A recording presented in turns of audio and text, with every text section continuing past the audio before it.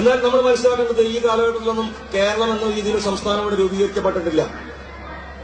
പിന്നീട് 1847 മക്തി തങ്ങൾ, നമ്മുടെ വീരനായകനായ മക്തി തങ്ങൾ ഈ സിനാരിയിലേക്ക് കടന്നു വരുന്നത്. മക്തി തങ്ങൾ പിന്നെ അദ്ദേഹം ഒരു ബ്രിട്ടീഷ് സർക്കാരിന് കീഴിലുള്ള എക്സൈസ് ഇൻസ്പെക്ടറായിരുന്നു.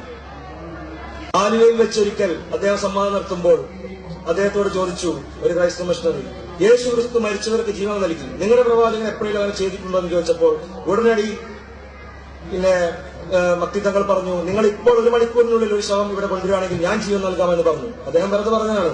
മിഷണറിമാർ നാട് മുഴുവനെ ഇതിനുവേണ്ടി ശവത്തിന് വേണ്ടി അറിഞ്ഞാൽ 1 മണിക്കൂറിൽ കൊണ്ടുവരാൻ സാധിച്ചില്ല. അങ്ങനെ അതും അവർക്ക് സമ്മാനത്തിൽ തോൽക്കേണ്ടി വന്നു. പിന്നീട് അദ്ദേഹത്തോട് പറ്റി ചോദിച്ചപ്പോൾ അദ്ദേഹം പറഞ്ഞത് അള്ളാഹുവിന്റെ ദീനിനെ അള്ളാഹു പരാജയപ്പെടുത്തില്ല എന്നുള്ള ഈമാനിന്റെ അടിസ്ഥാനത്തിലാണ് ഞാൻ അങ്ങനെ പറഞ്ഞത് എന്നാണ് അദ്ദേഹം പറഞ്ഞത്.